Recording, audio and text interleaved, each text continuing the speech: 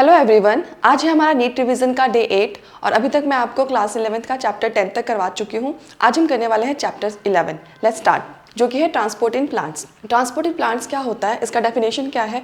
Movement होता है substance का प्लांट्स में शॉर्ट एंड लॉन्ग डिस्टेंसेस पे। ठीक है, वो इंपॉर्टेंट सब्सटेंसेस जो ट्रांसपोर्ट होते हैं, क्या क्या ट्रांसपोर्ट होता है प्लांट्स में? वाटर ट्रांसपोर्ट होता है, मिनरल न्यूट्रिएंट्स ट्रांसपोर्ट होते हैं, ऑर्गेनिक न्यूट्रिएंट्स ट्रांसपोर्ट होते हैं और प्लांट ग्रोथ रेगुलेटर्स ट्रांसपोर्ट होते हैं। प्लांट ग्रोथ रेगुलेटर्स को हार्मोन्स भी बोलते हैं। क्यों हार्मोन्स को प्लांट ग्रोथ रेगुलेटर्स बोला गया है? क्योंकि हार्मोन्स जो होते हैं वो रेगुलेट करते हैं प्लांट के ग्रोथ को, कंट्रोल करते हैं। ट्रांसपोर्ट जरूरत क्यों है, क्यों जरूरत पड़ी प्लांट ट्रांसपोर्टेशन की? Water absorb by roots must reach leaves and stem tips. जो रूट्स ने वाटर को जो एब्जॉर्ब किया वो स्टेम तक पहुंचना चाहिए, प्लांट के सारे पार्ट्स तक पहुंचना चाहिए, इसलिए ट्रांसपोर्टेशन की जरूरत पड़ी। Food made in leaves must reach all plant parts. जो फूड लीव्स में बना है वो सारे प्लांट के पार्ट्स तक पहुंचना चाहिए। Nutrients move to growing and storage region. जो न्यूट्रिएंट्स है वो भी ग्रोइंग रीजन तक पहुंचना चाहिए, इसलिए ट्रांसपोर्टेशन की जरूरत पड़ी। अब टाइप्स कितने होते हैं ट्रांसपोर्टेशन के? 2 टाइप्स होते हैं। शॉर्ट डिस्टेंस ट्रांसपोर्ट होता है, एक होता है long distance transport. Short distance transport जो होता है वो डिफ्यूजन, साइटोप्लाज्मिक स्ट्रीमिंग और एक्टिव ट्रांसपोर्ट के थ्रू होता है। डिफ्यूजन क्या होता है? जिसमें मूवमेंट होता है सब्सटेंस का हायर कंसंट्रेशन से लोअर कंसंट्रेशन की तरफ। साइटोप्लाज्मिक स्ट्रीमिंग में क्या होता है? ये कंटिन्यूअस, इसमें जो साइटोप्लाज्म है वो मूव करता रहता है, उसे बोलते हैं साइटोप्लाज्मिक स्ट्रीमिंग। एक्टिव ट्रांसपोर्ट मतलब वो ट्रांसपोर्ट जिसमें एनर्जी की जरूरत पड़ेगी। ये किस किस में होता है? Short distance transport within the cell होता है, सेल के अंदर होता है, सेल मेम्ब्रेन्स के अक्रॉस होता है और सेल से सेल, एक सेल से दूसरे सेल में होता है। Okay, long distance transport means जहाँ पे वो ट्रांसपोर्टेशन जहाँ पे लंबा डिस्टेंस होगा, वो किसके थ्रू होता है? Movement through vascular tissue. इसमें क्या होता है? वेस्कुलर टिश्यू के थ्रू मटेरियल का ट्रांसपोर्ट होता है, इसे ट्रांसलोकेशन बोलते हैं। तो ट्रांसलोकेशन क्या होता है? प्लांट में जो लॉन्ग डिस्टेंस ट्रांसपोर्टेशन होता है उसको ट्रांसलोकेशन बोलते हैं। इसमें वेस्कुलर टिश्यू इन्वॉल्व होते हैं। कौन से vascular tissue? Xylem and phloem. ठीक है, जाइलम जो होता है वो वाटर एंड मिनरल्स को कैरी करता है, ट्रांसपोर्ट करता है, और ये जो ट्रांसपोर्टेशन होता है वो यूनिडायरेक्शनल होता है। यूनिडायरेक्शनल मींस कि एक ही डायरेक्शन में होगा, नीचे से ऊपर। फ्लोएम जो होता है वो फूड एंड न्यूट्रिएंट्स को ट्रांसपोर्ट करता है, और फूड का जो ट्रांसपोर्टेशन होता है वो मल्टी डायरेक्शनल होता है, किसी भी डायरेक्शन में हो सकता है, ऊपर नीचे साइड में। ओके, अब है जाइलम ट्रांसपोर्ट। जाइलम ट्रांसपोर्ट में कौन से सब्सटेंस ट्रांसपोर्ट होते हैं? वो है वाटर, मिनरल्स, और इसका डायरेक्शन कैसा होता है? यूनिडायरेक्शनल। इसका पाथ क्या है? रूट, फिर स्टेम, फिर लीव्स। फ्लोएम ट्रांसपोर्ट में क्या होता है? ऑर्गेनिक फूड और न्यूट्रिएंट्स का ट्रांसपोर्टेशन होता है। इसका डायरेक्शन क्या है? मल्टी डायरेक्शनल, किसी भी डायरेक्शन में ये हो सकता है। Food moves from leaves to storage organs and growing parts. इसमें क्या होता है? जो फूड है, फूड कहाँ बनते हैं? लीव्स में। तो लीव्स में फूड बनने के बाद वो कहाँ पे ट्रांसपोर्ट होते हैं? जो स्टोरेज ऑर्गन्स होते हैं और जो ग्रोइंग टिप्स होता है वहाँ पे। ओके, जो पार्ट्स ग्रो कर रहे हैं अभी वहाँ पे। Okay, transport of minerals. Minerals जो होता है उसे कौन एब्जॉर्व करता है? रूट्स एब्जॉर्व करते हैं। ये ऊपर की तरफ मूव करता है, स्टेम में, लीव्स में, ग्रोइंग रीजन्स में। सेनेसेंस एंड न्यूट्रिएंट मूवमेंट क्या होता है? Nutrients withdrawn from old senescent parts reused in growing regions. Senescence क्या होता है? ओल्ड पार्ट को सेनेसेंस बोलते हैं। तो इसमें क्या होता है? जो न्यूट्रिएंट्स होता है वो ओल्ड पार्ट से लेके जो ग्रो कर रहे होते हैं पार्ट, ग्रोइंग रीजन होता है, उसको ट्रांसफर किया जाता है। इसको बोलते हैं senescence and nutrient movement. Okay, next है ट्रांसपोर्ट ऑफ हार्मोन्स। प्लांट में हार्मोन्स का ट्रांसपोर्टेशन कैसे होता है? वो जो हार्मोन्स है वो बहुत ही स्मॉल अमाउंट में ट्रांसपोर्ट होते हैं। हार्मोन का ट्रांसपोर्ट जो होता है हमेशा पोलर ट्रांसपोर्ट होता है। पोलर ट्रांसपोर्ट मींस कि इसका जो डायरेक्शन होगा वो फिक्स होगा, और ये कैसा होता है? यूनिडायरेक्शनल होता है, मींस एक ही डायरेक्शन में होगा। ट्रांसपोर्ट डायरेक्शंस जो है वो यूनिडायरेक्शनल भी हो सकते हैं, मल्टी डायरेक्शनल भी हो सकते हैं। यूनिडायरेक्शनल मींस कि एक ही डायरेक्शन में होगा। ठीक है, जैसे कि ये नीचे से ऊपर की तरफ ये फिक्स होगा कि इसी डायरेक्शन में होगा, उसे यूनिडायरेक्शनल बोलते हैं। इसका एग्जाम्पल क्या है? Xylem transport. जो वाटर का ट्रांसपोर्ट होता है, वाटर का ट्रांसपोर्ट कौन करता है? जाइलम। तो जो वाटर और जाइलम का ट्रांसपोर्टेशन है वो यूनिडायरेक्शनल है। मल्टी डायरेक्शनल में क्या होगा? बहुत सारे डायरेक्शंस में ट्रांसपोर्टेशन होगा। इसका एग्जाम्पल क्या है? फ्लोएम। फ्लोएम क्या ट्रांसपोर्ट करता है? फूड। तो फूड का ट्रांसपोर्टेशन कैसा हुआ? Multi directional. ओके, नेक्स्ट है डिफ्यूजन। डिफ्यूजन क्या होता है? पैसिव मूवमेंट होता है मॉलिक्यूल्स का। पैसिव मूवमेंट मींस जिसमें एनर्जी की रिक्वायरमेंट नहीं होती है। कहाँ से कहाँ तक मूव करते हैं सब्सटेंस? हायर कंसंट्रेशन से लोअर कंसंट्रेशन। मान लो 2 सेल्स और वो दोनों जॉइंट है, तो उसमें क्या होगा? यहाँ पे जो कंसंट्रेशन है बहुत ज़्यादा है और यहाँ पे कम है, तो ऑब्वियसली बात है कि जो कोई भी मटेरियल है वो हायर कंसंट्रेशन से लोअर कंसंट्रेशन की तरफ अपने आप चला जाएगा, कोई भी एनर्जी की उसमें जरूरत नहीं होगी, उसे बोलते हैं डिफ्यूजन। कैरेक्टरिस्टिक क्या है डिफ्यूजन के? पैसिव प्रोसेस है, नो एनर्जी एक्सपेंडिचर, इसमें किसी भी एनर्जी की जरूरत नहीं है। मॉलिक्यूल्स जो है वो रैंडमली मूव करते हैं। रैंडमली मूव मींस किसी भी डायरेक्शन में मूव करते हैं, उनका डायरेक्शन फिक्स नहीं होता। बहुत स्लो प्रोसेस होता है और इंडिपेंडेंट ऑफ लिविंग सिस्टम। जो डिफ्यूजन होता है उसमें ज़रूरत नहीं है कि डिफ्यूजन को होने के लिए लिविंग सिस्टम की ज़रूरत पड़े। डिफ्यूजन कहाँ कहाँ होता है? सेल के अंदर होता है, सेल टू सेल में होता है, मेम्ब्रेन के अक्रॉस होता है, इंटरसेलुलर स्पेसेस में होता है, outside the atmosphere. Intercellular spaces क्या होते हैं? सेल में 2 टाइप्स के सेल्स होते हैं, एक होता है इंट्रासेलुलर और एक होता है इंटरसेलुलर। इंट्रासेलुलर क्या होता है? सेल के अंदर वाला, और इंटरसेलुलर क्या होता है? 2 सेल्स के बीच वाला। ओके, तो जो डिफ्यूजन है वो 2 सेल्स के बीच में भी होता है, इंटरसेलुलर होता है। अब इंपॉर्टेंस क्या है प्लांट्स का डिफ्यूजन में? तो जो गैशियस मूवमेंट्स होते हैं, मतलब जो गैशियस सब्सटेंसेस जैसे कार्बन डाइऑक्साइड हो गया या ऑक्सीजन हो गया, उनका जो ट्रांसपोर्ट होगा प्लांट्स में वो सिर्फ डिफ्यूजन के थ्रू ही होगा। ओके, डिफ्यूजन जो होता है वो डिफरेंट स्टेट्स में होता है। गैसेस में वो फास्ट होता है, लिक्विड्स में फास्टर होता है देन द सॉलिड। तो सबसे ज्यादा किस में फास्ट होगा डिफ्यूजन? गैस में ज्यादा होगा, फिर लिक्विड में होगा, और सबसे कम होगा सॉलिड में, और सॉलिड में बहुत ही ज्यादा कम होता है। कौन से फैक्टर्स अफेक्ट करते हैं डिफ्यूजन को? कंसंट्रेशन ग्रेडियंट, मेम्ब्रेन की परमेबिलिटी क्या है, टेम्परेचर, प्रेशर, ये सारे फैक्टर्स है जो डिफ्यूजन को अफेक्ट करते हैं। नेक्स्ट है फैसिलिटेटेड डिफ्यूजन। इसमें क्या होता है, जो मूवमेंट है वो सब्सटेंसेस का हाई कंसंट्रेशन से लो कंसंट्रेशन, इसमें भी सेम होगा। Movement of molecules across membrane. अब फैसिलिटेटेड डिफ्यूजन में क्या होता है? मूवमेंट होता है मॉलिक्यूल्स का मेम्ब्रेन के अक्रॉस। तो जो भी मेम्ब्रेन्स होते हैं, सेल मेम्ब्रेन होते हैं, उनके अक्रॉस कौन सा मूवमेंट होता है? वो होता है फैसिलिटेटेड डिफ्यूजन। फैसिलिटेटेड डिफ्यूजन में भी सब्सटेंस का मूवमेंट हाई कंसंट्रेशन से लो कंसंट्रेशन में ही होगा। बस एक इंपॉर्टेंट चीज़ है कि इसमें जरूरत किसकी होती है? स्पेशल मेम्ब्रेनस प्रोटीन्स की। जो प्रोटीन मेम्ब्रेन के ऊपर प्रोटीन प्रेजेंट होते हैं स्पेशल, उनकी जरूरत होती है, तभी फैसिलिटेटेड डिफ्यूजन होगा। और ये कहाँ पे होता है? मेम्ब्रेन्स के अक्रॉस होता है। कैरेक्टरिस्टिक्स देख लेते हैं फैसिलिटेटेड डिफ्यूजन का। ये पैसिव प्रोसेस है, इसमें भी एनर्जी की जरूरत नहीं पड़ती। जहाँ पे पैसिव आता है मतलब वहाँ पे एनर्जी की जरूरत नहीं, और जहाँ पे एक्टिव आता है मतलब वहाँ पे एनर्जी की जरूरत है। रिक्वायर्स कंसंट्रेशन ग्रेडियंट, इसमें भी कंसंट्रेशन ग्रेडियंट रिक्वायर होता है, मतलब कि जो सब्सटेंसेस है वो एक जगह पे ज्यादा अमाउंट में प्रेजेंट होना चाहिए और एक जगह पे कम अमाउंट में, तभी तो मूवमेंट होगा हाई कंसंट्रेशन से लो कंसंट्रेशन। तो जो डिफरेंस होता है सब्सटेंसेस का 2 कंसंट्रेशन के बीच में, उसे कंसंट्रेशन ग्रेडियंट बोलते हैं। हाईली स्पेसिफिक होता है। फैसिलिटेटेड डिफ्यूजन जो होता है हाईली स्पेसिफिक होता है, मतलब उसका जो डायरेक्शन होता है वो फिक्स होता है कि वो इसी डायरेक्शन में मूव करेगा। सेंसिटिव टू इनहिबिटर्स, ये इनहिबिटर्स के लिए सेंसिटिव होता है, मतलब ये इनहिबिटर्स जो होते हैं वो इस फैसिलिटेटेड डिफ्यूजन को रोक सकते हैं। ट्रांसपोर्ट रीचेस सैचुरेशन, इसमें क्या होता है? जो ट्रांसपोर्ट होता है वो सैचुरेशन पे पहुंच जाता है। सैचुरेशन क्या होता है? एक ऐसा पॉइंट जब ट्रांसपोर्ट जो है बिल्कुल मैक्सिमम होता है, उसका रेट, ट्रांसपोर्टेशन का जो स्पीड होता है बिल्कुल मैक्सिमम पे होता है, और उसके बाद ट्रांसपोर्टेशन नहीं होता है या कम हो जाता है। ओके, उसे बोलते हैं सैचुरेशन। रोल क्या है मेम्ब्रेन प्रोटीन का फैसिलिटेटेड डिफ्यूजन में? तो वेरी इंपॉर्टेंट, जो स्पेशल मेम्ब्रेन प्रोटीन्स होते हैं वो किसमें इन्वॉल्व होते हैं? फैसिलिटेटेड डिफ्यूजन में। फैसिलिटेटेड डिफ्यूजन होता कहाँ है? मेम्ब्रेन के अक्रॉस। फंक्शन क्या है इसका मेम्ब्रेन प्रोटीन का? ये चैनल्स और कैरियर प्रोवाइड करता है मॉलिक्यूल्स के मूवमेंट के लिए। जो भी मॉलिक्यूल्स मूव करेंगे वो कैरियर प्रोटीन के ऊपर पहले आके बाइंड होंगे, फिर वो मूव करेंगे। तो ये क्या है? साइट, आप साइट कह सकते हो कि जो मेम्ब्रेन प्रोटीन है वो साइट है मॉलिक्यूल्स का to be transported. Help hydrophilic molecules cross membrane. अब इसका सबसे इंपॉर्टेंट फंक्शन क्या है कैरियर प्रोटीन का? ये जो हाइड्रोफिलिक मॉलिक्यूल्स होते हैं, hydrophilic means hydro means water और फिलिक मींस लविंग, तो जो वाटर लविंग मॉलिक्यूल्स होते हैं उनके ट्रांसपोर्ट में हेल्प करता है। कौन? Carrier protein. ओके, अब यहाँ पे देखो डायग्राम में दिखाया गया फैसिलिटेटेड डिफ्यूजन। ये जो होता है ये है कैरियर प्रोटीन, और ये जो मॉलिक्यूल्स जिनको ट्रांसपोर्ट करना है, और ये मेम्ब्रेन्स हैं। तो यहाँ पे ये देखो जो ये मॉलिक्यूल्स है जिनको ट्रांसपोर्ट होना है वो कैरियर प्रोटीन पे आके यहाँ पे ये बाइंड हो गया, फिर इसका यहाँ पे ट्रांसफर हुआ, ये मेम्ब्रेन के अंदर ये ट्रांसफर हो गया। तो फैसिलिटेटेड डिफ्यूजन में मेम्ब्रेन प्रोटीन की जरूरत पड़ती है। लिपिड सॉल्युबिलिटी क्या होता है? लिपिड सॉल्युबल जो सब्सटेंसेस होते हैं वो डिफ्यूज होते हैं फास्टर थ्रू द मेम्ब्रेन। तो मेम्ब्रेन से जो लिपिड में सॉल्युबल सब्सटेंस होंगे वो जल्दी ट्रांसफर होंगे, फास्टर ट्रांसफर होंगे। सैचुरेशन क्या होता है? Maximum transport rate reach when all transport proteins are occupied. Saturation अभी मैंने आपको बता दिया कि ट्रांसपोर्टेशन का जो स्पीड होता है, रेट होता है, वो बिल्कुल मैक्सिमम पे पहुंच जाता है। अब उसके बाद, उस पॉइंट के बाद जो ट्रांसपोर्टेशन होता है उसका जो रेट होता है वो इंक्रीज नहीं होता है। ओके, चैनल प्रोटीन्स क्या होते हैं? ये किस टाइप्स के होते हैं? हमेशा ये ओपन चैनल होते हैं। Channel proteins, carrier proteins same. जो मेम्ब्रेनस प्रोटीन्स है, जो मेम्ब्रेन के ऊपर प्रोटीन्स है, उनको चैनल प्रोटीन्स भी बोलते हैं और कैरियर प्रोटीन्स भी बोलते हैं। हमें चैनल प्रोटीन्स क्यों बोलते हैं? क्योंकि हमेशा ये ओपन चैनल में होते हैं, ठीक है। और कैरियर प्रोटीन क्यों बोलते हैं? क्योंकि ये मॉलिक्यूल्स जिसको ट्रांसपोर्ट होना है उसको कैरी करते हैं।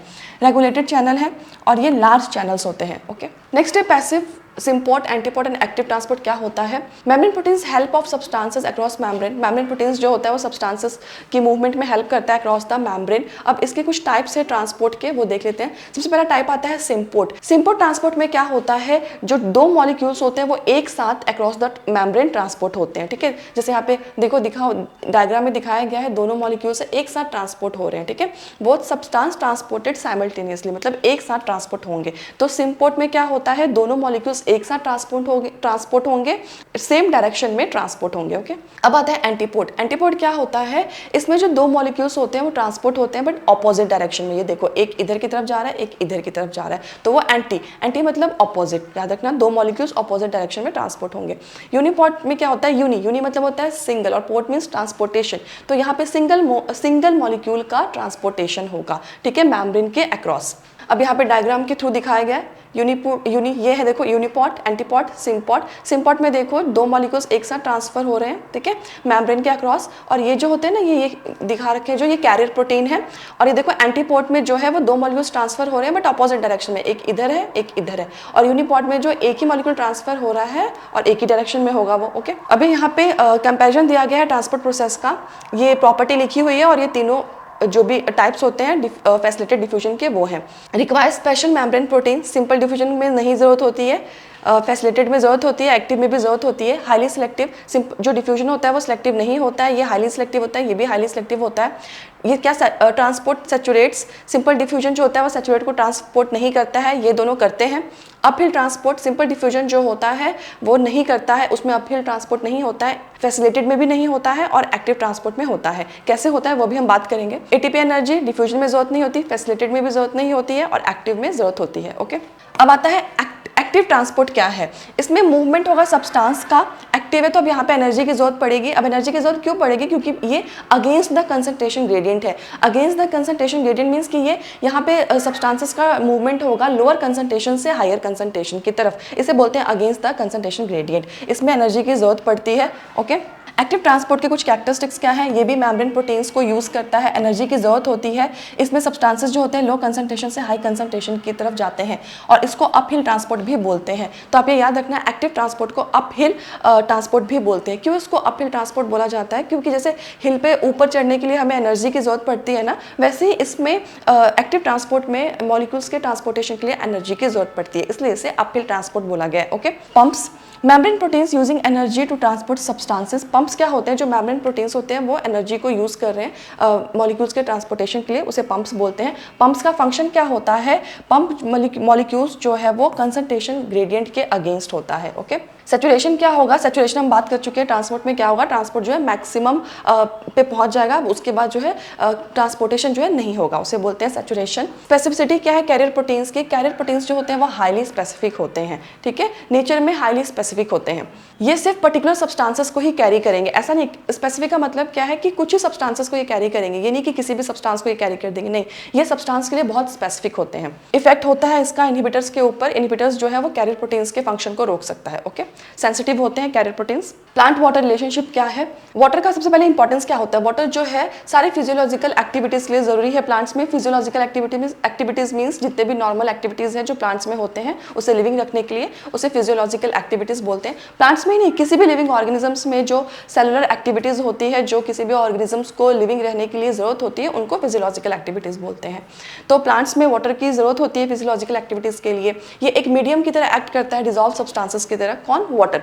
प्रोटोप्लाज्म जो है वो मेनली कंसिस्ट करता है वाटर को। प्रोटोप्लाज्म क्या होता है, न्यूक्लियस और साइटोप्लाज्म को एक साथ प्रोटोप्लाज्म बोलते हैं। प्रोटोप्लाज्म को सेल का लिविंग मटेरियल भी बोलते हैं और जो प्रोटोप्लाज्म होता है वो कवर होता है सेल मेम्ब्रेन से। ओके, वाटर कंटेंट क्या होते हैं, वाटरमेलन में वाटर जो होता है 92% से भी ज़्यादा होता है। हर्बेशियस प्लांट्स में ये फ्रेश वेट जो होता है उसमें 10 to 15% ही जो होता है वो ड्राई मैटर होता है। फ्रेश वेट क्या होता है, मतलब फ्रेश प्लांट का जो वेट हुआ, और ड्राई क्या हुआ, जब प्लांट में से वाटर रिमूव हो गया तब उसका वेट करेंगे, उसे हम बोलेंगे ड्राई वेट। नाम से पता चल रहा है, तो only 10 to 15% fresh weight is a dry matter. Herbaceous plant में सिर्फ 10 से 15% जो होता है वेट का वही ड्राई होता है, रिमेनिंग पार्ट जो होता है मोस्टली वाटर होता है। डिस्ट्रीब्यूशन कैसा है वाटर का, वुडी पार्ट्स में वाटर कम होता है और सॉफ्ट पार्ट्स में वाटर ज़्यादा होता है। ओके, सीड्स का देख लेते हैं। Dry in appearance but still contain water. Seeds जो है हमें ड्राई दिखता है पर फिर भी उसे ज़रूरत होती है वाटर की। क्यों, लाइफ के लिए और रेस्पिरेशन के लिए। ओके, वाटर एब्जॉर्प्शन प्लांट्स देख लेते हैं।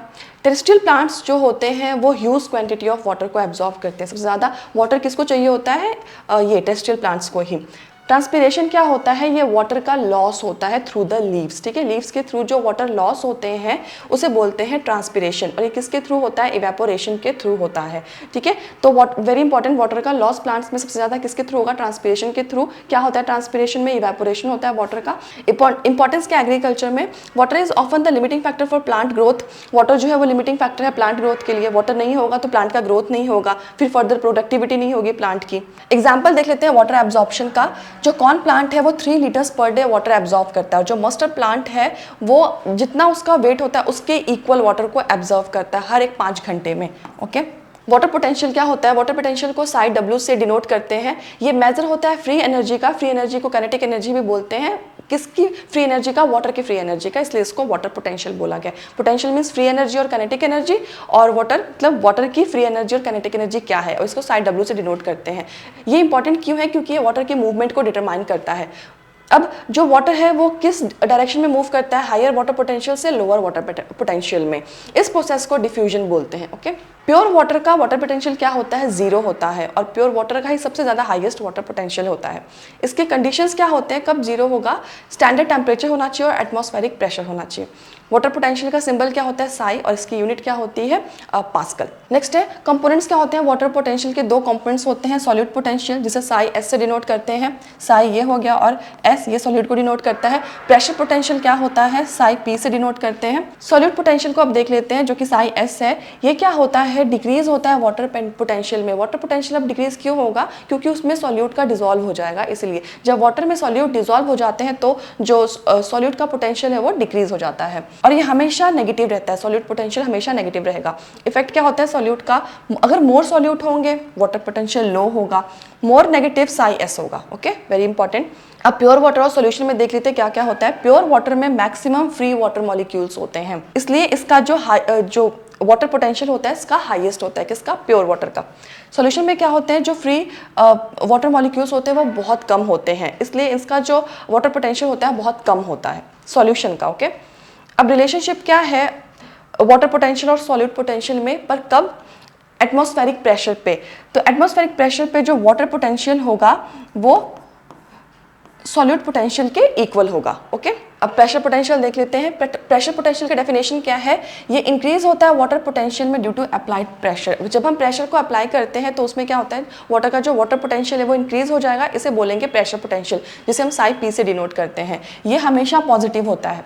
टर्जिट सेल देख लेते हैं। वाटर जो है वो सेल के अंदर डिफ्यूजन के प्रोसेस से एंटर करता है, ठीक है। तो इसकी वजह से क्या होता है, जो सेल होता है अपने आप को प्रेस करता है सेल वॉल के अगेंस्ट, और प्रेशर डेवलप हो जाता है, ठीक है। तो इसकी वजह से क्या होता है, जो सेल होता है वो टर्जिट हो जाता है। टर्जिट मीन्स कि फूल जाता है, स्वेलो हो जाता है, ठीक है। इसकी वजह, और यहाँ पे क्या होता है, टर्जिट सेल में जो साई पी है, प्रेशर पोटेंशियल है वो इंक्रीज हो जाता है, ओके। नेक्स्ट कर लेते हैं negative pressure potential. Negative pressure potential क्या किसे बोलते हैं, ये जाइलम में होता है, और नेगेटिव प्रेशर को टेंशन भी बोलते हैं। और इसका जरूरत क्यों है, क्योंकि वाटर का ट्रांसपोर्ट होता है। वाटर का ट्रांसपोर्ट हमेशा रूट से ऊपर की तरफ जाएगा, तो इसलिए वहाँ पे किसकी जरूरत पड़ती है, नेगेटिव प्रेशर पोटेंशियल की। तो नेगेटिव प्रेशर पोटेंशियल जो है वो अपवर्ड वाटर ट्रांसपोर्ट में हेल्प करता है, वाटर के अपवर्ड ट्रांसपोर्ट में हेल्प करता है, ओके। टर्जिडिटी किसको बोलते हैं, सोलन जो स्टेट होता है सेल का उसे टर्जिडिटी बोलते हैं। टेंशन क्या होता है, नेगेटिव प्रेशर होता है जाइलम में, ठीक है, जो वाटर के ट्रांसपोर्ट में हेल्प करता है, ओके। ऑस्मोसिस देख लेते हैं। ऑस्मोसिस क्या होता है, डिफ्यूजन होता है वाटर का सेमी परमेबल मेम्ब्रेन के थ्रू, ठीक है। जब वाटर का डिफ्यूजन होगा सेमी परमेबल मेम्ब्रेन के थ्रू उसे ऑस्मोसिस बोलेंगे।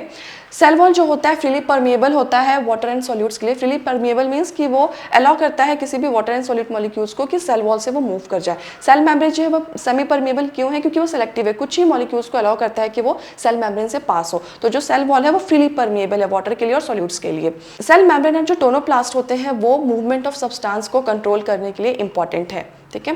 वैक्यूल, वैक्यूल क्या कंटेन करते हैं, वैक्यूलर सैप। जो वैक्यूल के अंदर का जो मटेरियल होता है उसे वैक्यूलर सैप बोलते हैं। ये क्या कंट्रीब्यूट करता है, किस में हेल्प करता है, सेल के सॉल्यूट पोटेंशियल फॉर्मेशन में हेल्प करता है।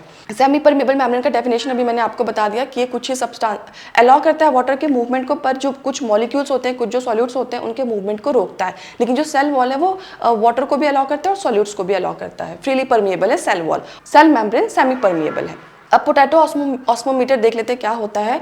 इसमें क्या ऑब्जर्व किया गया था, ये एक एक्सपेरिमेंट है। इसमें जो वाटर है वो पोटैटो कैविटी में एंटर कर जाता है और उस पोटैटो कैविटी में क्या था, concentrated sugar solution. Concentrated sugar solution क्या है, मतलब यहाँ पे शुगर का अमाउंट जो है वो ज़्यादा होगा और पानी का अमाउंट कम होगा। तो उसमें क्या हुआ, जो वाटर है वो एंटर कर गया पोटैटो कैविटी में। इसका रीज़न क्या था, ऑस्मोसिस की वजह से। ओके, अब ड्राइविंग फोर्स देख लेते हैं। ऑस्मोसिस में डिपेंड करता है ऑस्मोसिस प्रेशर ग्रेडियंट पे, कंसंट्रेशन ग्रेडियंट पे। इक्विलिब्रियम क्या होता है, वो स्टेट जहाँ पे दोनों साइड पे जो वाटर पोटेंशियल है वो इक्वल होगा। ऑस्मोटिक प्रेशर क्या होता है, pressure required to stop osmosis. Osmosis को रोकने के लिए जो प्रेशर की जरूरत होती है वो होती है ऑस्मोटिक प्रेशर। मोर solute concentration greater osmotic pressure. जितना ज़्यादा सॉल्यूट का कंसंट्रेशन होगा उतना ही ज़्यादा ऑस्मोटिक प्रेशर होगा। ओके, इंपॉर्टेंट टर्म्स है। टोनोप्लास्ट क्या होता है, जो सेल वैक्यूल्स होते हैं उनका जो बाहर का मेम्ब्रेन होता है उसे बोलते हैं टोनोप्लास्ट। ठीक है, वैक्यूल के मेम्ब्रेन को बोलते हैं टोनोप्लास्ट। वैक्यूलर सैप क्या होता है, वो सॉल्यूशन जो वैक्यूल के अंदर प्रेजेंट होता है उसे, या फिर आप कह सकते हो कि जो वैक्यूल का साइटोप्लाज्म है उसे बोलते हैं vacuolar SAP. Egg membrane experiment देख लेते हैं। Water enters funnel containing sucrose solution through semi permeable membrane. एक फनल था जो कि सुक्रोज का सॉल्यूशन कंटेन कर रहा था, उसके अंदर जो है वाटर वो एंटर कर जाता है। किस प्रोसेस से, ऑस्मोसिस के थ्रू। इसमें रिजल्ट क्या हुआ, जो लेवल है सॉल्यूशन का वो फनल में राइज हो गया। क्यों, क्योंकि वाटर जो है ऑस्मोसिस के थ्रू एंटर कर गया। ओके, अब देख लेते हैं प्लाज्मोलिसिस क्या होता है। लिसिस कहीं भी आता है उसका मतलब क्या होता है, break down. Shrinkage of protoplast away from cell wall due to loss of water.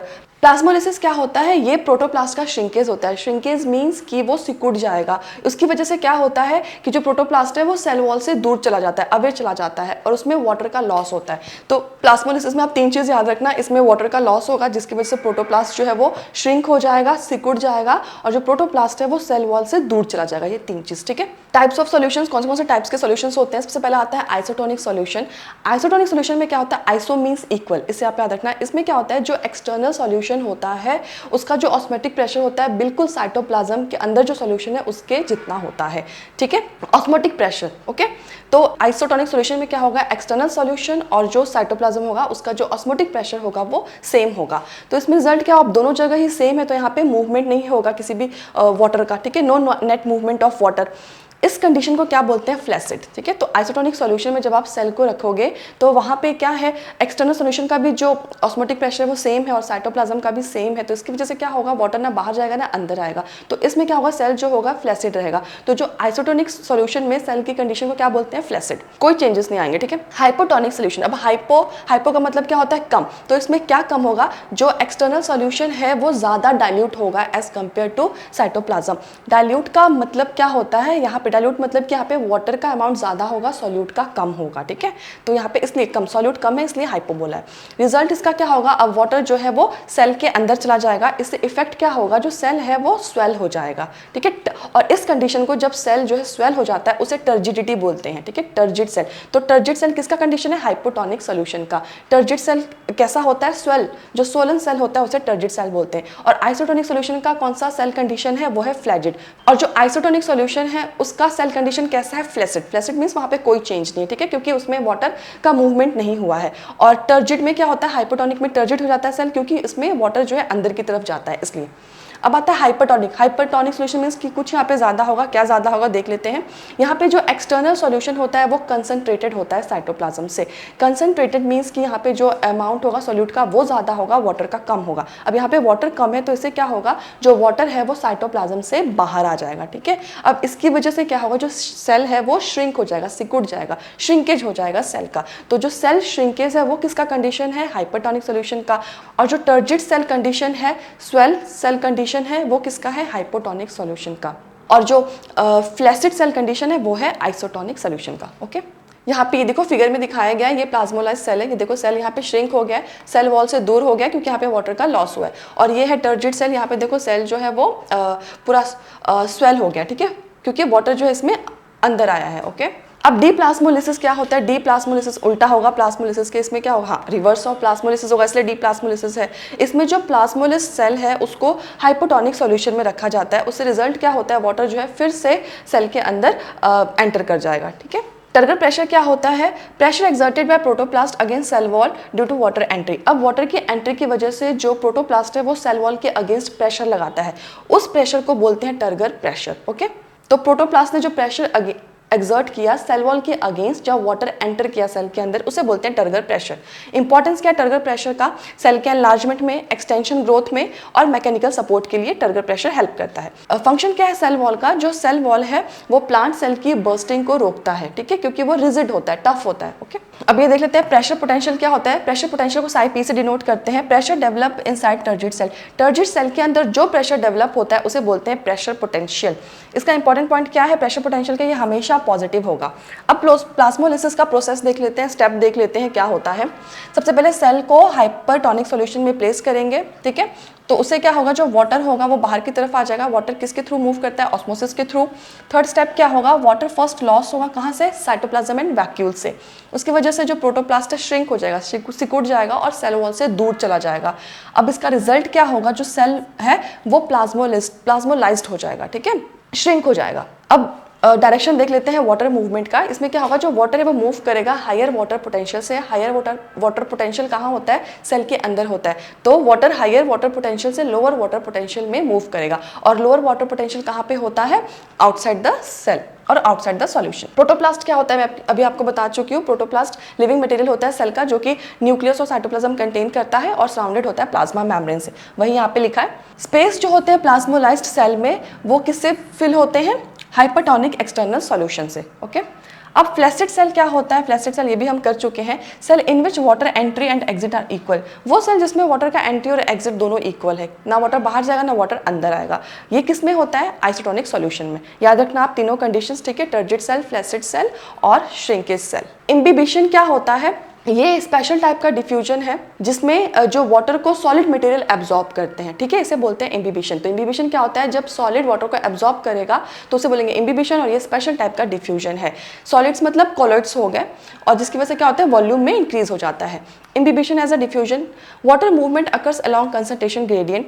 Concentration gradient की तरफ ही मूव करेगा, मतलब हायर कंसंट्रेशन से लोअर कंसंट्रेशन में ही जाएगा, बिल्कुल डिफ्यूजन की तरह। बस ये है कि जो इम्बिबिशन है उसको स्पेशल डिफ्यूजन मानते हैं, और बट इसका जो मूवमेंट होगा यहाँ पे वो हायर कंसंट्रेशन से लोअर कंसंट्रेशन पे ही होगा। रीजन क्या है? Seeds and dry materials contain very little water, hence absorb water easily. Condition क्या है इसका कि जो सीड होते हैं और जो ड्राई मटेरियल होते हैं उनमें वाटर बहुत कम होते हैं, तो जो इसलिए जो सीड होता है वो वाटर को इजीली एब्जॉर्ब कर लेता है। तो आप ये याद रखना, इम्बिबिशन किस में होगा? इम्बिबिशन सीड्स में होता है। इम्बिबिशन होता क्या है? एब्जॉर्प्शन होता है वाटर का बाय सॉलिड। सॉलिड एब्जॉर्ब करते हैं वाटर को, इस प्रोसेस को हम इम्बिबिशन बोलते हैं। और ये स्पेशल टाइप का डिफ्यूजन है, कंसंट्रेशन ग्रेडियंट के ही अंडर होगा, हाई से लो की तरफ जाएगा, और किस में होगा? सीड में, ठीक है, और या जो ड्राई मटेरियल्स होंगे उनमें। वाटर पोटेंशियल ग्रेडियंट जो है वो इम्बिबिशन के लिए एसेंशियल है। इसमें हाई वाटर पोटेंशियल से वाटर लो वाटर पोटेंशियल की तरफ मूव करेगा। कुछ इंपॉर्टेंट एग्जांपल देख लेते हैं इम्बिबिशन के। सीड से एब्जॉर्ब करेगा वाटर को, ठीक है। ड्राई वुड एब्जॉर्बिंग वाटर, जो ड्राई वुड होते हैं वो भी वाटर को एब्जॉर्ब करते हैं। आप देखते होंगे जो ड्राई वुड है वो फिर बाद में फूल जाते हैं, ठीक है। क्यों फूल जाते हैं? क्योंकि वो वाटर को एब्जॉर्ब कर लेते हैं। तो सीड और जो ड्राई वुड है वो वाटर को एब्जॉर्ब करते हैं। ये स्पेशल टाइप का डिफ्यूजन है। ये किसका प्रोसेस है? इम्बिबिशन का। तो ऐसे भी क्वेश्चन पूछा जा सकता है कि जो सीड है वो उसने वाटर को एब्जॉर्ब कर लिया, तो ये इस प्रोसेस को क्या बोलते हैं? वो है इम्बिबिशन। या फिर ऐसे भी पूछ सकते हैं कि ड्राई वुड ने वाटर को एब्जॉर्ब कर लिया, इस प्रोसेस को क्या बोलते हैं? इम्बिबिशन बोलते हैं। या फिर ऐसे भी पूछ सकते हैं कि स्पेशल टाइप ऑफ डिफ्यूजन कौन सा है? वो है इम्बिशन। या फिर ऐसे भी पूछ सकते हैं कि सॉलिड जब वाटर को एब्जॉर्ब करता है उस प्रोसेस को क्या बोलते हैं? वो होता है इम्बिबिशन। इम्बिबिशन प्रेशर क्या होता है? Pressure produce due to swelling during imbibition. अब इम्बिबिशन के टाइम स्वेलिंग होगा क्योंकि इसमें भी वाटर का एब्जॉर्प्शन हो रहा है, तो उसमें क्या होगा? जो प्रेशर उस प्रोड्यूस होगा उसे इम्बिबिशन प्रेशर बोलेंगे। एफिनिटी क्या होती है? Attraction between adsorbent and liquid. जो एड्सॉर्बेंट है और लिक्विड है उनके बीच जो अट्रैक्शन होता है। एड्सॉर्बेंट मींस कि जो सॉलिड सरफेस हुआ और लिक्विड, इन दोनों के बीच का जो अट्रैक्शन होगा उसे एफिनिटी बोलते हैं। Necessary for imbibition to occur, और ये जरूरी है इम्बिबिशन को होने के लिए, ठीक है, एफिनिटी। ओके, एड्सॉर्बेंट क्या हुआ? मैंने भी बताया कि जो वो सब्सटेंसेस जो लिक्विड को एब्जॉर्ब करेगा वो एड्सॉर्बेंट होगा।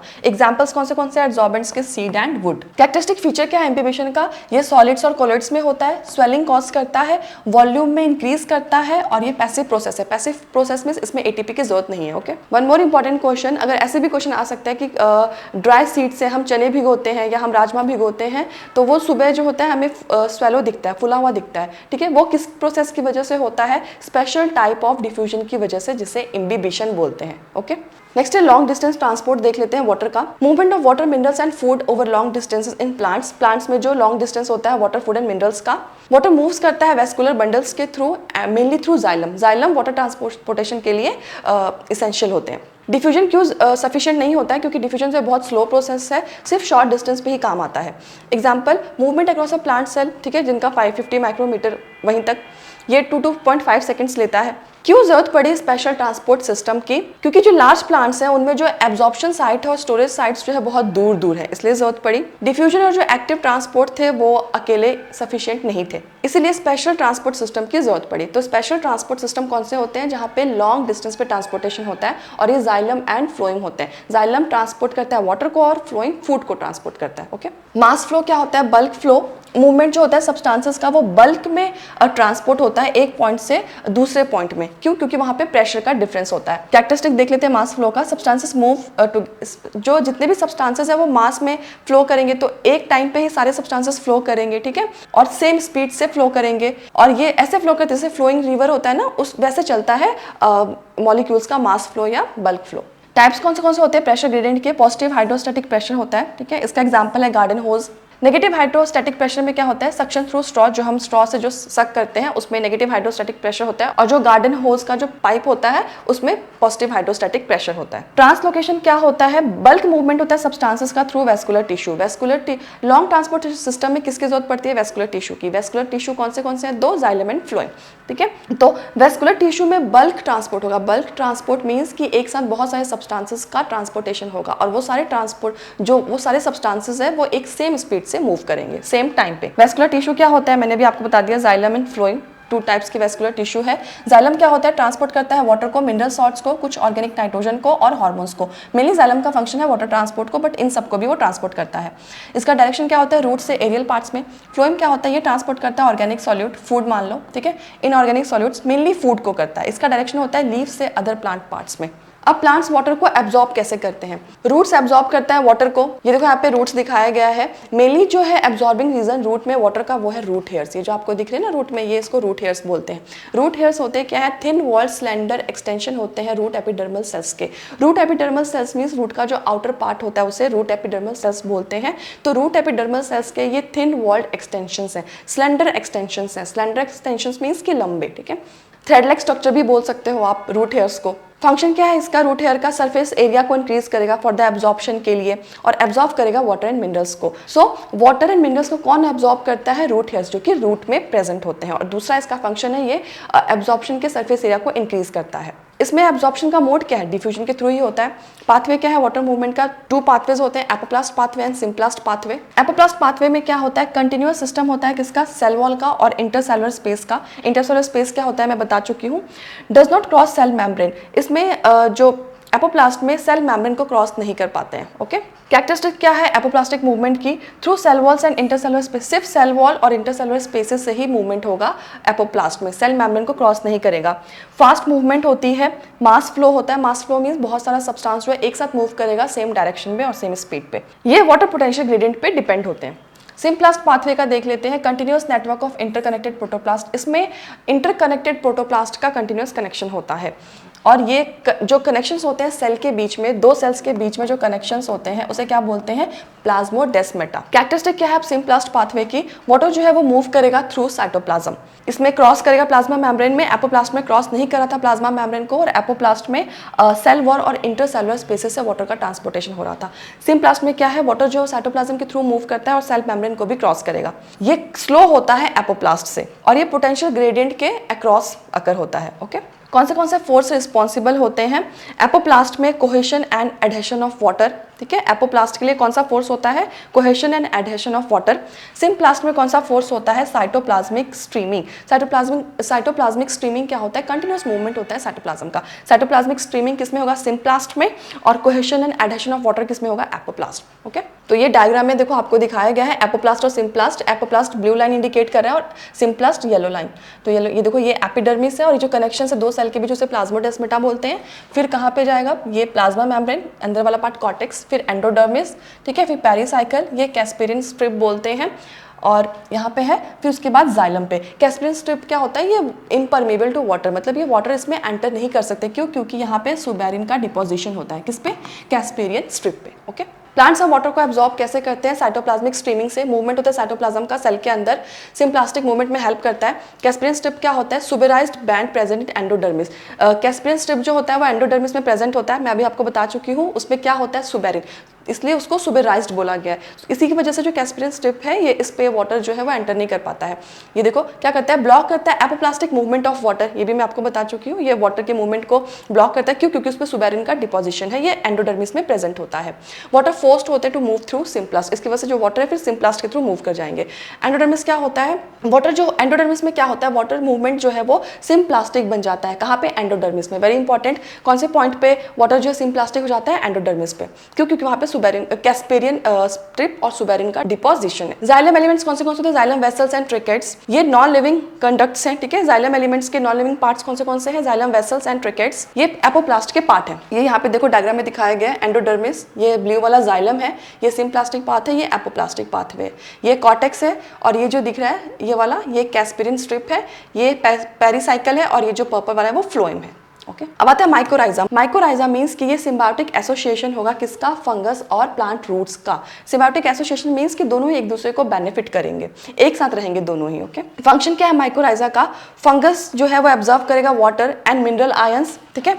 बदले में प्लांट क्या प्रोवाइड करेगा? फंगस को शुगर और नाइट्रोजन कंपाउंड्स। फंगस ने प्लांट को क्या दिया? वाटर एंड मिनरल आयंस, इसमें हेल्प किया, और प्लांट ने उसको शुगर दिया और नाइट्रोजन कंपाउंड्स दिए। इंपॉर्टेंस क्या माइकोराइजा का? ये एब्जॉर्प्शन के सरफेस एरिया को इंक्रीज करेगा। एग्जांपल देख लो, पाइनस जो है उसमें माइकोराइजा की जरूरत पड़ती है सीड के जर्मिनेशन के लिए, ठीक है। किसमें? पाइनस में। नेक्स्ट है water movement up a plant. Water absorb by roots move upward through xylem. Water जो रूट्स ने वाटर को एब्जॉर्ब किया तो फिर वाटर अपवर्ड की तरफ मूव करेगा। अब आता है इसमें रूट प्रेशर क्या होता है? Positive pressure developed inside xylem due to active absorption of ions by root. अब रूट ने आयंस को एक्टिवली एब्जॉर्ब किया है तो उसकी वजह से क्या होगा? एक पॉजिटिव प्रेशर डेवलप होगा जाइलम में, इसे बोलते हैं रूट प्रेशर। इसका मैकेनिज्म क्या है? आयंस जो है वो एक्टिवली ट्रांसपोर्टेड होगा जाइलम में, वाटर फॉलो करेगा ऑस्मोसिस को और प्रेशर डेवलप होगा जाइलम में। फंक्शन क्या है रूट प्रेशर का? वाटर को अपवर्ड की तरफ पुश करेगा, स्टेम की तरफ पुश करेगा, और स्मॉल प्लांट्स में ये ज्यादा इफेक्टिव होता है। एविडेंस क्या है रूट प्रेशर का? जब हम स्टेम को कट करते हैं, जाइलम सैप्स जो ऊजेस कट, ओके ठीक है। देखो जब हम कट करेंगे ना स्टेम को तो ये पानी निकलने लग जाता है ना, वो क्या होता है? जाइलम सैप जो कि बाहर आ रहा है, इसे एक्सुडेशन बोलते हैं। So the process of oozes cut of the xylem sap is known as exudation. Okay ये इफेक्ट है किसका? रूट प्रेशर का, और ये स्टेम में ये कब होता है? जब हम स्टेम को कट करते हैं। नेक्स्ट गटेशन क्या होता है? ये लॉस होता है वाटर का लीफ के मार्जिन से। कब होता है? ये नाइट में होता है और अर्ली मॉर्निंग में। कंडीशंस क्या होता है? Low transpiration and high root pressure, इसमें ट्रांसपिरेशन लो होना चाहिए और जो रूट प्रेशर है वो हाई होना चाहिए। साइट क्या है गटेशन का? स्पेशल ओपनिंग्स होती है लीफ मार्जिन्स के पास जिसे हाइडाथोड्स बोलते हैं। तो गटेशन कहाँ से होता है? लीव्स के हाइडाथोड से। कब होता है? नाइट और अर्ली मॉर्निंग में।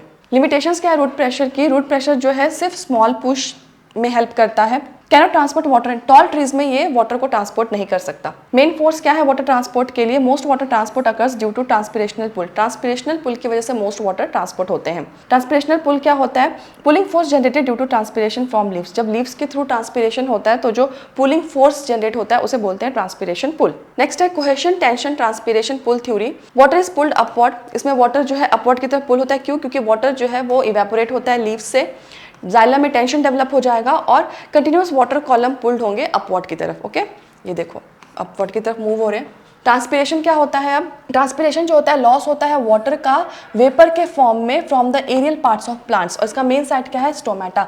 गटेशन क्या था? गटेशन में लॉस हो रहा है वाटर का लिक्विड फॉर्म में, ठीक है, लीफ मार्जिन से। और साइट क्या है गटेशन का? स्पेशल ओपनिंग्स होती है लीफ में, उसे हाइडाथोड्स बोलते हैं। ओके तो जो आप ओस की बूंदे देखते हो वो गटेशन की वजह से होती है। तो इसमें क्या आता है? जो आप ओस की बूंदे देखते हो ना लीव्स में सुबह जब उठते हो तो वो किसकी वजह से होता है? गटेशन की वजह से होता है। गटेशन में जो वाटर का लॉस होगा वो लिक्विड फॉर्म में होगा, लीफ मार्जिन से होगा। कौन से ओपनिंग से होगा? हाइडाथोड ओपनिंग से होगा। और अर्ली मॉर्निंग और नाइट में ज्यादा होता है। तो क्वेश्चन ऐसे भी आ सकता है कि जब हम सुबह उठते हैं तो लीव्स पे जो हम ओस की बूंदी देखते हैं वो किसकी वजह से होता है? गटेशन की वजह से। ट्रांसपिरेशन में क्या होता है? वाटर का लॉस होता है पर वेपर के फॉर्म में होता है। और किस पार्ट से होता है? एरियल पार्ट से। कौन से ओपनिंग से होता है? स्टोमेटा। तो ट्रांसपिरेशन का मेन साइट है स्टोमेटा और गटेशन का मेन साइट है हाइडाथोड्स। ठीक है। Less than 1% water used in photosynthesis and plant growth, most water loss through transpiration.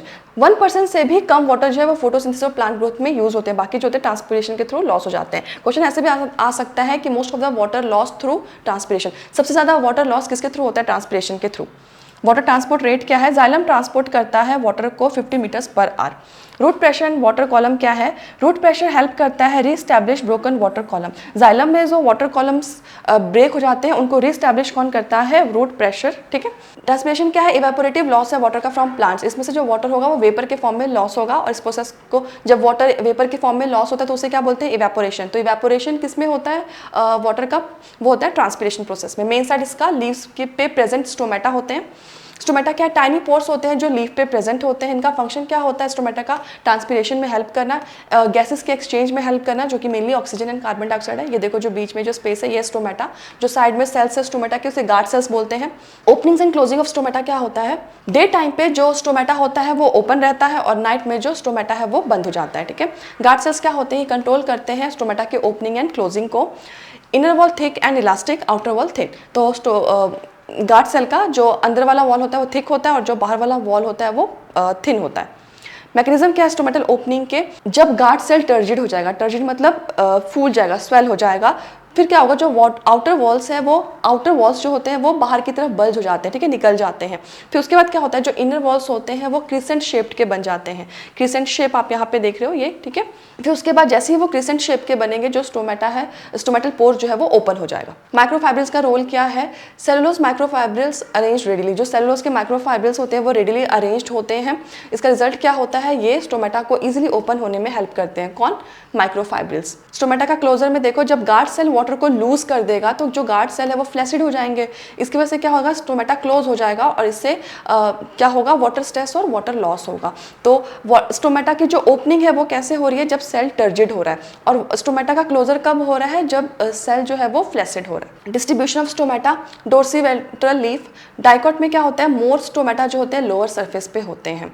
तो डाइकोट जो प्लांट्स होते हैं उनके लीव्स को डोर्सीवेंट्रल लीफ भी बोला जाता है, और स्टोमेटा जो होता है डाइकोट प्लांट में सबसे ज्यादा लोअर सरफेस पे प्रेजेंट होता है। आइसोबाइलेटरल लीफ को मोनोकॉट लीफ भी बोलते हैं। इसमें क्या होता है? दोनों सरफेस पे इक्वल स्टोमेटा प्रेजेंट होते हैं। कौन से फैक्टर्स जो ट्रांसपिरेशन को अफेक्ट करते हैं? एक्सटर्नल फैक्टर्स में आता है temperature, light, humidity, wind. Plant factors में आता है number of stomata, distribution of stomata, percentage of open stomata, water status of plant and canopy structure. Physical properties क्या है वाटर का? कोहेशन, ये अट्रैक्शन है वाटर मॉलिक्यूल्स के बीच में। ये तीनों फिजिकल प्रॉपर्टी है वाटर की। एडहेशन क्या होता है? ये अट्रैक्शन होता है वाटर मॉलिक्यूल्स और पोलर सरफेस के बीच में। ठीक है। सरफेस टेंशन क्या होता है? Water molecules attract each other more strongly in liquid phase. जब वाटर लिक्विड फेस में होते हैं तो वो एक दूसरे को ज्यादा अट्रैक्ट करते हैं, वो होता है सरफेस टेंशन। कोहेशन क्या होगा? दो वाटर मॉलिक्यूल्स के बीच का अट्रैक्शन होगा। एडहेशन क्या होगा? वाटर मॉलिक्यूल्स और पोलर सरफेस के बीच का अट्रैक्शन होगा। क्या इंपॉर्टेंस होगा? इन प्रॉपर्टीज का इंपॉर्टेंस क्या होता है? ये प्रोवाइड करते हैं हाई टेंसाइल स्ट्रेंथ और कैपिलरिटी। कैपिलरिटी क्या होता है? एबिलिटी होता है वाटर का कि वो नैरो ट्यूब से राइज कर सके। ये देखो नैरो ट्यूब है, मान लो ऐसी नैरो ट्यूब है, तो इससे वाटर का राइज जो होता है, इस एबिलिटी को कैपिलरिटी बोलते हैं। ये प्लांट्स में कैपिलरिटी में कौन हेल्प करता है? Tracheids and vessel elements. Transpiration pull क्या होता है? मैकेनिज्म कैसे होता है? वाटर जो है वो इवेपोरेट हो जाएगा स्टोमेटा से। ये देखो इवेपोरेट हो रहा है। कंटिन्यूअस वाटर जो कॉलम है वो ऊपर की तरफ पुल होंगे।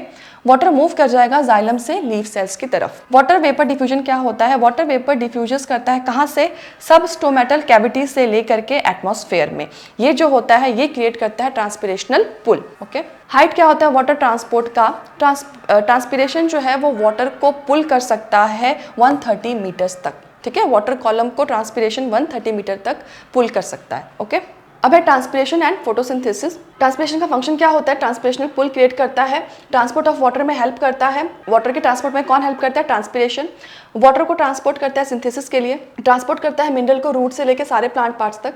इवेपोरेटिव कूलिंग क्रिएट करता है, सेल की टर्जिडिटी और प्लांट के स्ट्रक्चर को मेंटेन करता है। इवेपोरेटिव कूलिंग क्या होती है? ट्रांसपिरेशन कूल करता है लीफ सरफेस को 10 से 50 डिग्री सेल्सियस। ठीक है। रिलेशन क्या है ट्रांसपिरेशन एंड फोटोसिंथेसिस में? Photosynthesising plants need large amount of water. जो फोटोसिंथेसाइजिंग प्लांट्स होंगे जिनमें फोटोसिंथेसिस हो रहा होगा उसमें ज़्यादा अमाउंट ऑफ वाटर की ज़रूरत पड़ती है। प्रॉब्लम क्या है इसमें, वाटर लॉस जो होता है ट्रांसपिरेशन से वो रैपिडली डिप्लीट करता है वाटर सप्लाई को, क्योंकि ट्रांसपिरेशन में क्या हो रहा है, वाटर का लॉस हो रहा है, तो इसकी वजह से क्या होता है कि जो फोटोसिंथेसिस के लिए वाटर का सप्लाई कम हो जाता है। Water cycle in rain forest में क्या है, high humidity in rain forest due to continuous cycling of water.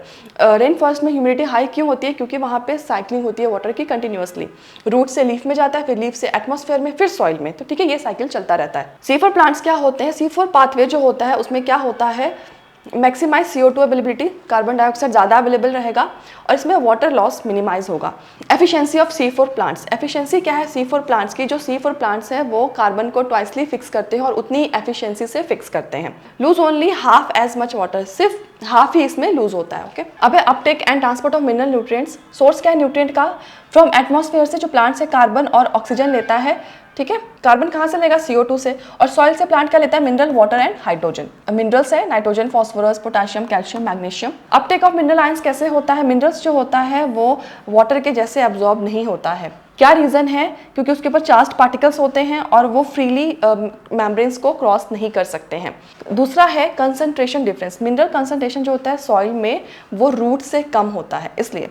Active absorption क्या है, मिनरल आयंस जो होते हैं वो एब्जॉर्ब्ड होते हैं एक्टिव एब्जॉर्प्शन से। एक्टिव एब्जॉर्प्शन मींस वहाँ पे ATP का यूज होगा, एनर्जी का यूज होगा। और ये साइट क्या है एक्टिव एब्जॉर्प्शन का, मिनरल आयंस के एब्जॉर्प्शन के लिए, वो है root epidermal cells, root hairs. ये भी root epidermal cells root hairs से ही होंगे। रोल क्या है ATP का, ATP जो है रिक्वायर्ड होता है active transport of mineral ions. तो आप ये याद रखना, मिनरल आयंस के लिए ATP की जरूरत पड़ती है, एनर्जी की जरूरत पड़ती है। इफेक्ट क्या होगा वाटर एब्जॉर्प्शन पे, एक्टिव आयन एब्जॉर्प्शन क्रिएट्स कर देता है वाटर पोटेंशियल ग्रेडियंट। अभी जो वाटर पोटेंशियल ग्रेडियंट जो डेवलप हुआ वो किस में हेल्प करेगा, रूट में वाटर के ऑस्मोसिस को हेल्प करेगा। पैसिव एंड एक्टिव ट्रांसपोर्ट देख लेते हैं आयंस का। पैसिव ट्रांसपोर्ट मतलब कि कुछ जो आयंस हैं वो पैसिवली ट्रांसपोर्ट कर जाते हैं, मतलब उनको ATP की जरूरत नहीं पड़ती, देखो ये ट्रांसपोर्ट कर गए।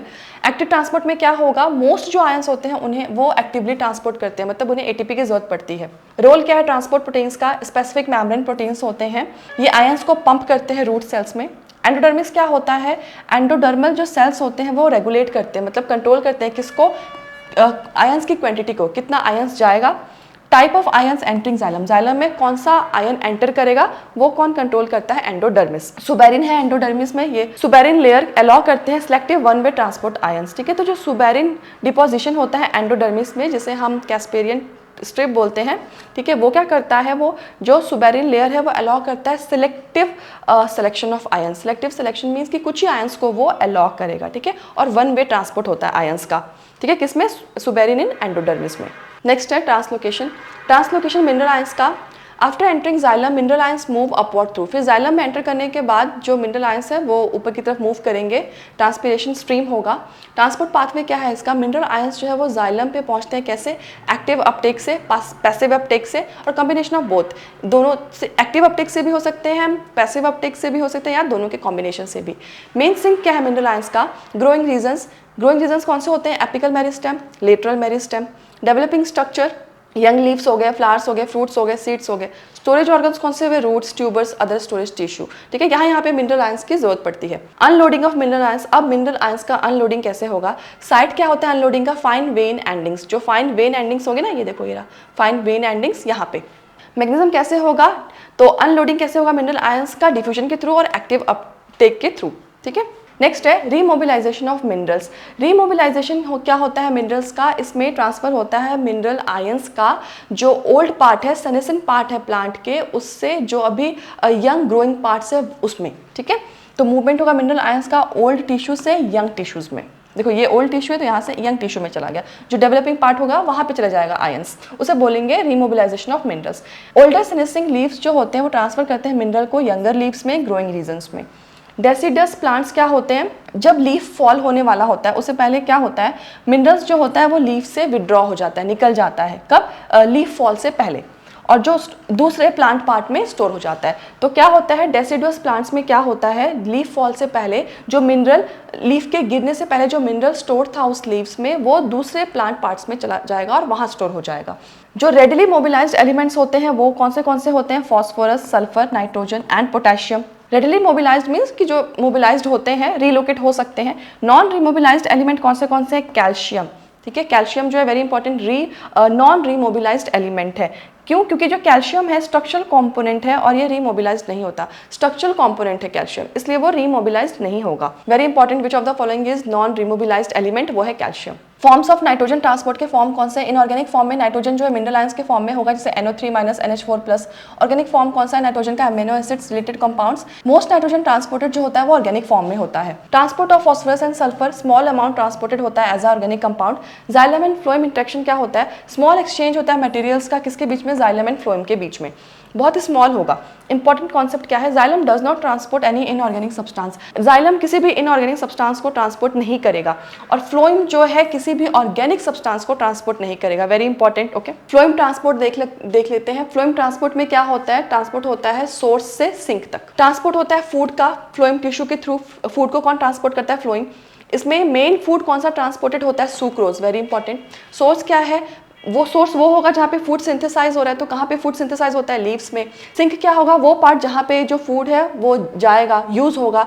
तो सिंक वो प्लांट पार्ट जो फूड को यूज करते हैं या स्टोर करते हैं, उसे सिंक बोलते हैं। इसके एग्जांपल्स है roots, fruits, seeds and growing buds. Source और सिंक का रिलेशनशिप क्या है? सोर्स एंड सिंक में change according to season and plant needs. इसके अकॉर्डिंग वो सोर्स और सिंक जो है वो चेंज हो सकते हैं। ये सोर्स है सिंक के पास जाएगा, फिर सिंक से सोर्स के पास।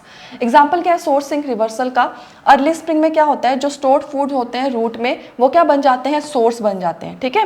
फिर जो ग्रोइंग बर्ड है वो क्या बन जाते हैं? सिंक। तो ये एग्जांपल है सोर्स सिंक रिवर्सल का, उल्टा होने का।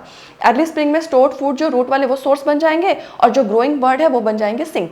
इसका रीजन क्या है? Need energy for growth and photosynthesis, क्योंकि उनको एनर्जी चाहिए ग्रोथ के लिए और फोटोसिंथेसिस के लिए। डायरेक्शन क्या होता है फ्लोएम ट्रांसपोर्ट का? फ्लोएम जो ट्रांसपोर्ट होता है बाय डायरेक्शनल में, मूवमेंट जो है अपवर्ड भी हो सकता है, डाउनवर्ड भी हो सकता है, या फिर मल्टी डायरेक्शनल भी बोलते हैं इसको।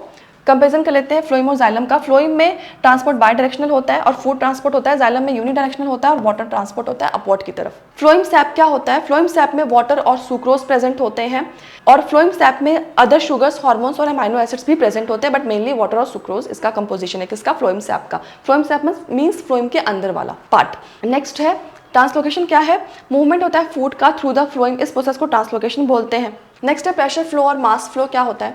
प्रेशर फ्लो हाइपोथेसिस क्या है? एक्सेप्टेड मैकेनिज्म है ट्रांसलोकेशन शुगर्स का थ्रू फ्लोइंग। तो जो शुगर का ट्रांसलोकेशन होता है फ्लोइंग के थ्रू, उसके लिए जो एक्सेप्टेड मैकेनिज्म है वो है प्रेशर फ्लो हाइपोथेसिस। इसमें सोर्स जो है ग्लूकोज जो है प्रिपेयर्ड होगा लीव्स में फोटोसिंथेसिस के थ्रू, फिर ग्लूकोज का सुक्रोज में कन्वर्जन हो जाएगा। सुक्रोज जो है वो एक्टिवली ट्रांसपोर्ट होता है किसमें? कंपेनियन सेल्स में एंड सीव ट्यूब सेल्स में। एक्टिवली मीन्स एनर्जी का यूज करके, ठीक है, एंड एटीपी एनर्जी की जरूरत पड़ती है। हाइपरटोनिक कंडीशन में क्या होता है? जो फ्लोइम सैप है वो हाइपरटोनिक बन जाता है, ठीक है, और ये है रिजल्ट है फ्लोइम लोडिंग का। नेक्स्ट है वाटर का एंट्री का मैकेनिज्म क्या है फ्लोइम में? तो जो वाटर है वो फ्लोइम में एंटर करेगा एडजेसेंट जाइलम से, किसके थ्रू? ऑस्मोसिस के थ्रू, और इसका रिजल्ट क्या होगा? ऑस्मोटिक प्रेशर इंक्रीज होगा। मास फ्लो क्या होता है? बल्क मूवमेंट होता है फ्लोइम सैप का ड्यू टू प्रेशर ग्रेडियंट की वजह से।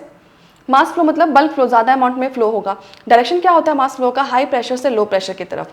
सिंक क्या होता है? रीजन जहाँ पे फूड जो है वो यूज होगा और स्टोर्ड होगा, जैसे एग्जांपल हो गया रूट, फ्रूट, ग्रोइंग टिश्यूज। तो ये सब आपको याद होना चाहिए एग्जांपल सोर्स और सिंक के। फ्लोइम अनलोडिंग क्या होती है?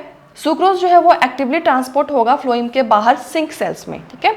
और फेट ऑफ शुगर्स क्या है? ये जो है कन्वर्ट हो जाएगा सुक्रोज एनर्जी में, स्टार्च में एंड सेलुलोज में, इसे बोलते हैं फेट ऑफ शुगर्स, ठीक है। तो फेट ऑफ शुगर में क्या होगा? जो सुक्रोज होगा वो कन्वर्ट होगा एनर्जी, स्टार्च एंड सेलुलोज में। नेक्स्ट है water movement at sink. Sink पे वाटर का मूवमेंट कैसे होगा? Removal of sugars decreases osmotic pressure. अब शुगर रिमूव हो गया तो उसकी वजह से ऑस्मोटिक प्रेशर डिक्रीज हो जाएगा। इसका रिजल्ट क्या होगा? जो वाटर है वो फ्लोइम के बाहर आ जाएगा एंड रिटर्न्स टू जाइलम, और फिर जाइलम के पास चला जाएगा। सीव ट्यूब सेल्स क्या होते हैं? लॉन्ग कॉलम लाइक स्ट्रक्चर होते हैं, ये देखो, और जो एंड वॉल्स होते हैं वो सीव प्लेट्स कंटेन करते हैं। सीव प्लेट्स क्या होते हैं? यहाँ पे ये देखो सीव प्लेट्स है। परफोरेटेड एंड वॉल्स होते हैं सीव ट्यूब सेल्स के। जो सीव ट्यूब सेल्स होते हैं उनमें परफोरेटेड एंड वॉल्स होते हैं। Perforated means pore like structure, वो होते हैं सीव प्लेट्स। ये देखो ये रहा पोर लाइक स्ट्रक्चर। इसका फंक्शन क्या होता है? ये फ्लोइंग सैप के मूवमेंट को अलाउ करते हैं। हाइड्रोस्टैटिक प्रेशर क्या? हाइड्रोस्टैटिक प्रेशर क्या? हाइड्रो मीन्स वाटर, तो ये क्या होता है, increase in hydrostatic pressure initiates pressure flow. तब जब इंक्रीज हो जाता है हाइड्रोस्टैटिक प्रेशर का, वो क्या इनिशिएट करता है, प्रेशर के फ्लो को। अब देख लेते हैं गर्डलिंग एक्सपेरिमेंट होता क्या है। इसमें प्रोसीजर क्या था कि जो बार्क है, रिंग ऑफ बार्क जो कि इंक्लूड करता है फ्लोएम को, उसे रिमूव किया गया स्टेम से। अब जहां से रिमूव किया गया उसे गर्डल्ड पार्ट बोलेंगे। तो क्या ऑब्जर्व किया गया कि जो गर्डल्ड पार्ट है उसके ऊपर स्वेलिंग हो गई है। तो ये क्या कंक्लूड करता है कि जो फ्लोएम है उसने फूड को ट्रांसपोर्ट किया है और फूड का जो मूवमेंट है वो रूट के तरफ हुआ है। ओके, अब लास्ट 5 इयर्स के क्वेश्चन कर लेते हैं इस चैप्टर के। Water movement through the roots apoplast occur through, कैसे होता है, cell walls and intercellular space में होता है, ये भी हमने किया है। दूसरा है which structure blocks apoplastic movement of water in roots, apoplastic water roots में कौन रोकता है, ये भी किया है हमने, कैस्पेरियन स्ट्रिप। क्यों, क्योंकि, और ये कहाँ प्रेजेंट होता है, एंडोडर्मिस में। क्यों, क्योंकि वहाँ पे सुबेरिन का डिपोजिशन होता है, ये सुबेराइज्ड होता है। सुबेराइज्ड मीन सुबेरिन का डिपोजिशन। नेक्स्ट है main force responsible for ascent of SAP in tall trees is, कौन सा फोर्स रिस्पॉन्सिबल होता है टॉल ट्रीज में, ट्रांसपिरेशनल पुल, ये भी किया है हमने। गटेशन जो है वो क्या है, लॉस है लिक्विड वाटर का। ट्रांसपिरेशन क्या है, वो लॉस है वाटर का वेपर फॉर्म में। नेक्स्ट है which mineral element is not remobilised in plants, कौन सा मिनरल एलिमेंट प्लांट में रीमोबिलाइज नहीं होता है, मतलब दूसरे पार्ट पे नहीं जा सकता है, वो है कैल्शियम, ये भी हमने किया है। कैल्शियम क्यों ट्रांसपोर्ट नहीं हो सकता, क्योंकि वो स्ट्रक्चरल एलिमेंट है। Okay, phloem transport occurs mainly in the form of, phloem का ट्रांसपोर्ट किसमें होता है, सुक्रोज में, ये भी हमने किया है। प्रेशर फ्लो हाइपोथेसिस एक्सप्लेन करता है ट्रांसपोर्ट थ्रू, किसके थ्रू ट्रांसपोर्ट, फ्लोइंग, फूड के लिए है ना pressure flow hypothesis. Water potential of pure water is क्या होता है, ये भी किया है हमने, 0 होता है। विच पाथवे इन्वॉल्व्स प्लाज्मोडेस्माटा, किसमें होता है, ये भी हमने किया, सिम्प्लास्ट में होता है। ट्रांसपिरेशन किसके थ्रू होता है, स्ट्रोमेटा के थ्रू होता है। और गटेशन किसके थ्रू होता है, हाइडाथॉट्स के। ठीक है, ये सब हमने किया है। सो आज के लिए इतना ही, मिलते हैं नेक्स्ट लेक्चर में। होप आप सबको लेक्चर्स पसंद आ रहे होंगे। Thank you.